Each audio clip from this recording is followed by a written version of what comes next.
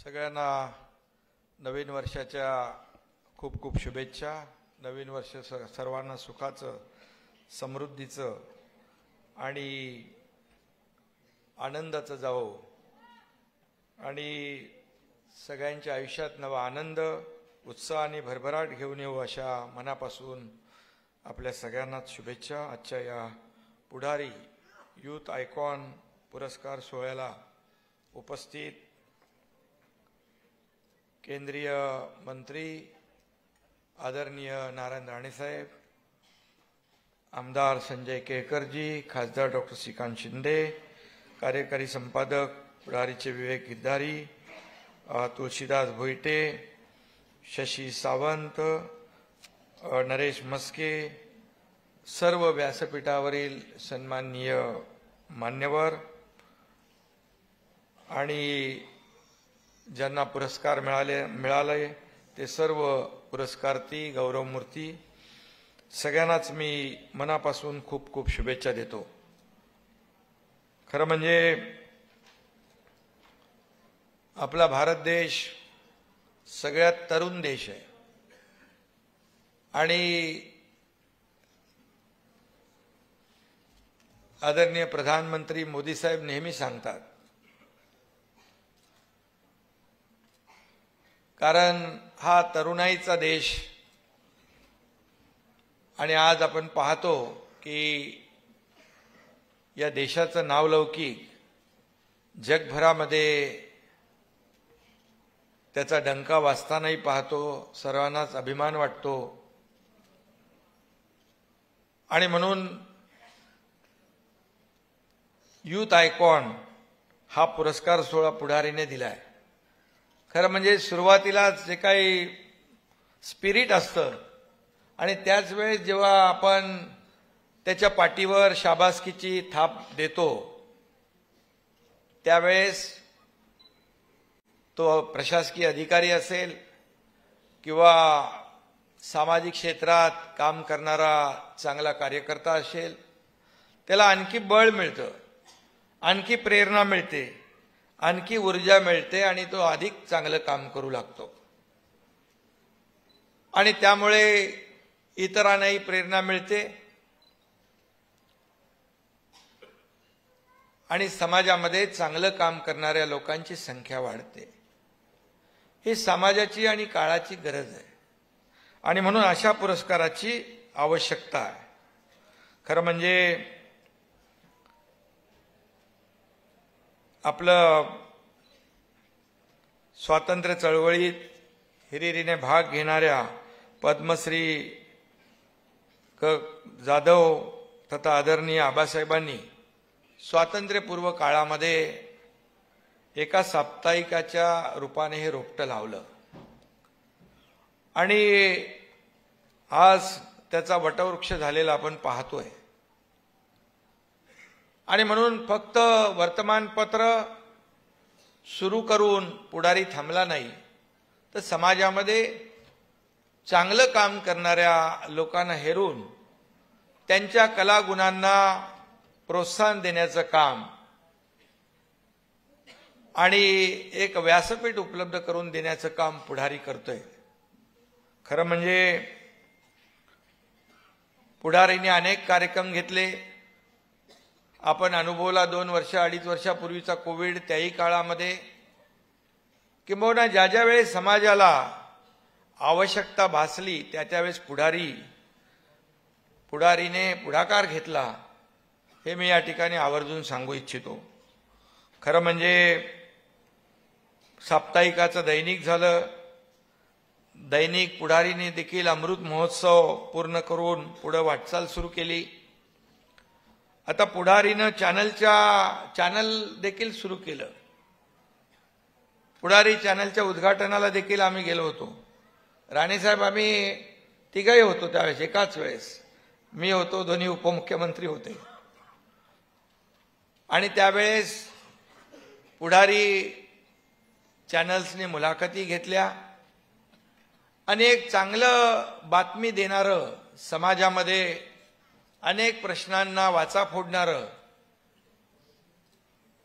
ज्या ज्या ठिकाणी अडचणी अन्याय होतो त्याला आपल्या चॅनलच्या माध्यमातून लोकांसमोर आणण्याचं काम पुढारी चॅनल देखील या ठिकाणी करते आणि त्यामुळे मी पुढारी टीमचं मनापासून अभिनंदन करतो. त्यांना पुढच्या वाटचालीस खूप खूप शुभेच्छा देतो. मगाशी मी म्हटल्याप्रमाणे तरुण रक्ताला प्रोत्साहन देण्यासाठी यूथ आयकॉन पुरस्कार सोहळा आयोजित केला आणि म्हणूनच आज अनेक लोकांनी पुरस्कार हा स्वीकारला. त्यांनी विविध क्षेत्रामध्ये चांगलं काम केलंय, प्रशासनात देखील चांगलं काम करतायत आणि खऱ्या अर्थाने आज आपण जे पुरस्कार दिले ते कला, साहित्य, क्रीडा, राजकारण, समाजकारण, उद्योग या सर्व क्षेत्रामध्ये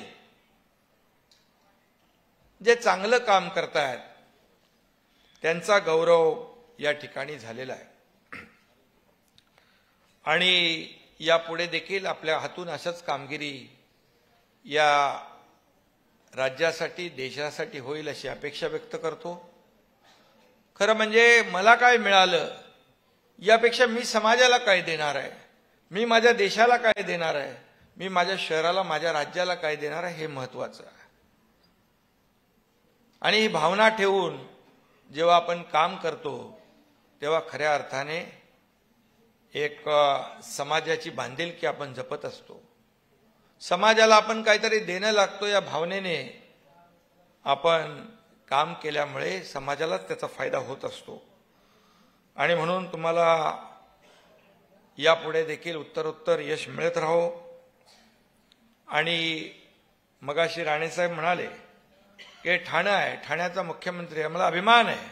आपण ठाणेकरांनी धर्मवीर आनंद दिघे साहेब असतील, आपले हिंदू हृदय सम्राट बाळासाहेब ठाकरे असतील, यांच्या आशीर्वादाने समाजकारणामध्ये समाजाची सेवा करण्याची संधी मला मिळाली. राणेसाहेब त्यावेळेस विरोधी पक्ष नेते होते, मी आमदार होतो. पण विरोधी पक्ष नेता कसा असावा आणि विरोधी पक्ष नेता कसं सरकारला ज्या ठिकाणी सरकार चांगलं काम करते त्याला शाबासकी देखील देणारा विरोधी पक्षनेता आणि सरकार जिथे चुकत असेल तिथे कान धरणारा देखील विरोधी पक्षनेता मी राणेसाहेबांच्या रूपात पाहिलेला आहे. आणि मुख्यमंत्री असताना देखील मला आठवत आहे की एकदा आम्ही रात्री गेलो होतो, जवळपास आम्ही गेलो 10, 10:30, 11 वाजता. राणेसाहेब 12 नंतर आले, दिघे साहेब होते सोबत आणि या ठाण्यामध्ये धोकादायक इमारतींचा प्रश्न वाचून उभा होता. ती चंद्रशेखर त्यावेळेस आयुक्त होते आणि ज्या नोटिसा दिल्या होत्या 4-4, 5-5 मजली इमारती तोडण्याच्या, त्यांना आम्हाला स्थगिती मिळवायची होती. राणेसाहेब म्हणाले, आता खरं म्हणजे जागेवर निर्णय घेणारा मुख्यमंत्री असला की अशा प्रकारचे निर्णय घेता येतात. राणेसाहेब म्हणाले, मी स्थगिती दिली आणि उद्या एखादी इमारत पडली, मीडियावाले माझ्याकडे येतील तर मी काय सांगू. राणेसाहेबांना आम्ही त्यावेळेस शब्द दिला होता, दिघे साहेबांनी शब्द दिला, ज्या अति धोकादायक इमारती आहेत त्यासाठी आम्ही स्टे मागत नाही. ज्या मजबूत इमारती आहेत, चांगलं बांधकाम झालेलं आहे, त्या इमारतींना स्टे मिळाला पाहिजे. कारण यावेळी लाखो लोक जाणार कुठे. राणेसाहेबांनी एका क्षणाचा विलंब न लावता त्याला स्थगिती दिली आणि लाखो लोकांना त्यावेळेस दिलासा देण्याचं काम. आणि त्यांनी म्हटलेलं आहे की ठाणं जे आहे, ठाण्याचं नाव आज देशात झालं पाहिजे, ठाणं प्रगत झालं पाहिजे, ठाणे पुढे आलं पाहिजे, ठाण्यामध्ये उद्योग आले पाहिजे. खरं आहे. खरं म्हणजे त्यांच्याकडे MSME जे खातं आहे त्यामध्ये खूप मोठ्या प्रमाणावर लोकांना रोजगार आपल्याला देता येतो. त्यांच्याबरोबर राज्य शासनाच्या देखील बैठका झाल्या. विविध भागामध्ये त्यांच्या विभागाच्या माध्यमातून अनेक रोजगार देणारे हात तयार करण्याचं काम आपण केलं पाहिजे. बाळासाहेब नेहमी सांगायचे, नोकऱ्या मागत असतात सगळे, परंतु नोकऱ्या मागत राहण्यापेक्षा नोकऱ्या देणारे हात तयार करा. अशा प्रकारचं बाळासाहेबांचा जो काही मूलमंत्र होता, त्यामुळे अनेक उद्योजक तयार झाले. आपल्यामध्ये देखील काही लोकांना पुरस्कार मिळाले उद्योजक म्हणून. आणि म्हणून राज्य सरकार त्यामध्ये देखील आपली भूमिका बजावते. मुख्यमंत्री स्वयंरोजगार योजना असेल, स्टार्टअप असेल, स्किल डेव्हलपमेंट असेल आणि राणे साहेबांचं MSME असेल, अशा माध्यमातून आपण मोठ्या प्रमाणावर तरुणांना उद्योगाकडे वळवतोय. अण्णासाहेब पाटील आर्थिक विकास महामंडळ आहे, त्याच्यामध्ये देखील ती योजना अशी आहे की कर्ज बँक देते, व्याज सरकार भरते. याचं कारण उद्देश एवढाच की तरुणांना स्वतःच्या पायावर उभं करण्याचं काम झालं पाहिजे, त्यांनी इतरांना रोजगार दिला पाहिजे. आणि म्हणून आज शासनाच्या वतीने, केंद्र शासनाच्या वतीने देखील या ठिकाणी आपला प्रयत्न सुरू आहे. आणि म्हणून आज आपण पाहतोय की ज्या पद्धतीने राज्याचा विकास होतोय, राज्य पुढे जात आहे, आमचा उद्देश एवढाच आहे, राज्याचा सर्वांगीण विकास. या राज्यातला सर्वसामान्य माणूस जो आहे त्याच्या जीवनामध्ये चांगले दिवस आले पाहिजेत. मग शेतकरी असेल, कष्टकरी असेल, कामगार असेल, महिला भगिनी असतील, तरुण असतील, आज तरुणाईला आपण गौरवताय, त्यांच्यासाठी देखील सरकार काम करते आहे. आणि म्हणून मेक इन इंडिया आज त्याचा आपण ध्यास घेतलाय. आज मी या ठिकाणी आपल्याला अभिमानाने सांगू इच्छितो, गेल्या आठवड्यामध्ये राज्याचे संरक्षण मंत्री राजनाथ सिंग जे आले होते, एक वॉरशिपचं लॉन्चिंग झालं. अतिशय म्हणजे मेक इन इंडियाचं ते आपलं युद्ध नौका आपल्या नौसेनेमध्ये सामील झाली. आणि मिसाईल सारखं म्हणजे डिस्ट्रॉयर मिसाईल 300 किलोमीटर पर्यंत अचूक मारा करणारं मिसाईल त्या जहाजावर होतं. आणि पूर्णपणे ते मेक इन इंडियाचं. म्हणून आदरणीय प्रधानमंत्री महोदयांच्या मार्गदर्शनाखाली आपण आत्मनिर्भर भारताकडेच जातोय. हा भारत, तरुणाईचा भारत, हा महासत्तेकडे जातोय. हे आपल्यासाठी सगळ्यांसाठीच अभिमानास्पद आहे. G20 सारखं अध्यक्षपद आपल्याला मिळालं, हे देखील आपल्यासाठी अभिमानास्पद आहे. कारण 22 देशाचं नेतृत्व आपल्या भारत देशाने केलं. आणि म्हणून आज देश पुढे जातोय, देशाची अर्थव्यवस्था मजबूत होतीये. इतर देशाची अर्थव्यवस्था डबघाईला आलेली असताना आपल्या देशाची अर्थव्यवस्था फक्त मजबूत होत नाही, तर ती 10व्या क्रमांकावर 5व्या क्रमांकावर येते, 3ऱ्या क्रमांकावर आणण्याचा प्रयत्न होतोय. आदरणीय प्रधानमंत्री महोदयांचं $5 ट्रिलियन स्वप्न आहे. त्यामध्ये राणे साहेबांचं देखील जो विभाग आहे त्याचं देखील मोठं योगदान आहे. महाराष्ट्राने देखील $1 ट्रिलियन गोल अचीव करण्याचं ठरवलेलं आहे. मी या ठिकाणी सांगू इच्छितो की जेव्हा महायुतीचं सरकार होतं, देवेंद्रजी मुख्यमंत्री होते, त्यावेळेस आपला राज्य परदेशी गुंतवणुकीमध्ये पहिल्या नंबरला होतं. महाविकास आघाडीचं सरकार राणेसाहेब आल्यानंतर आपल्याला तर माहिती आहे आकडेवारी, की आपण मागे गेलो, कर्नाटक गुजरात पुढे गेलं, परंतु आपलं सरकार आल्यानंतर पुन्हा महाराष्ट्र नंबर 1ला आलेला आहे. आणि म्हणून अशा प्रकारचं आपलं अनेक प्रकल्प सुरू आहेत. अनेक आज थांबलेली कामं आपण पुढे नेतोय आणि म्हणून राज्याच्या विकासाला गती देतोय. आपलं राज्य महाराष्ट्र हे देशाचं ग्रोथ इंजिन आहे आणि GDP मध्ये देखील महाराष्ट्राचं योगदान मोठं आहे. आणि म्हणून या ठिकाणी मी मनापासून पुढारीला धन्यवाद देतो, आपलं अभिनंदन करतो. अयोध्येमध्ये 22 जानेवारीला आपलं राम मंदिराची उभारणी होते आहे. सगळे देशभरामध्ये उत्साह आहे आणि खऱ्या अर्थाने आज मी मुद्दाम सांगेन की करोडो राम भक्तांचं स्वप्न, बाळासाहेबांचं हिंदुहृदय सम्राट बाळासाहेबांचं स्वप्न आज या देशाचे प्रधानमंत्री मोदी साहेब पूर्ण करतायत. यासाठी त्यांना धन्यवाद द्यावे तेवढे थोडे आहेत, त्यांचं अभिनंदन करावं तेवढं थोडं आहे.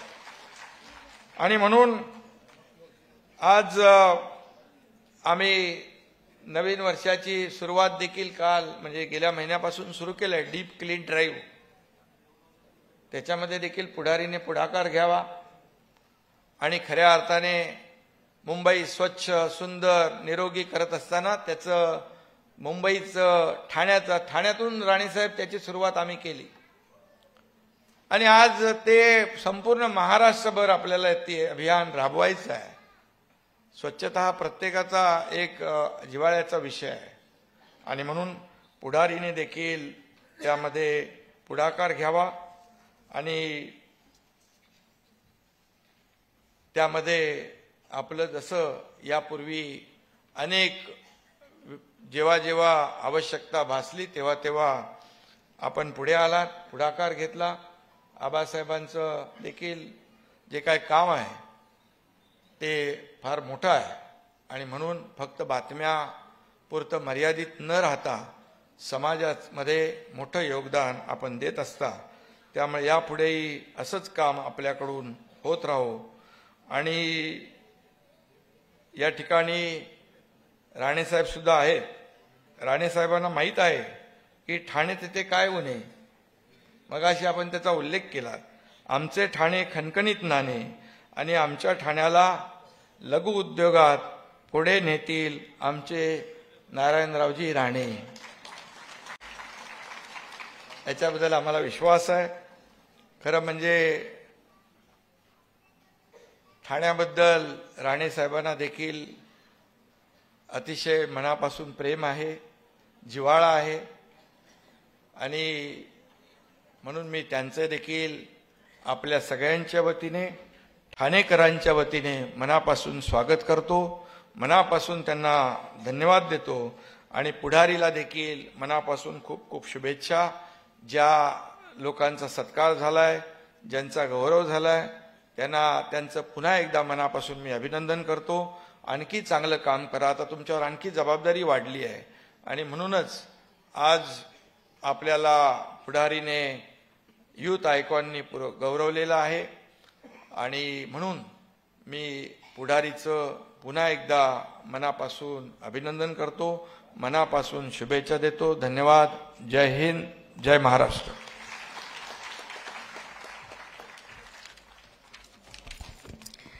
यानंतर ठाणे जिल्हा परिषदेचे मुख्य कार्यकारी अधिकारी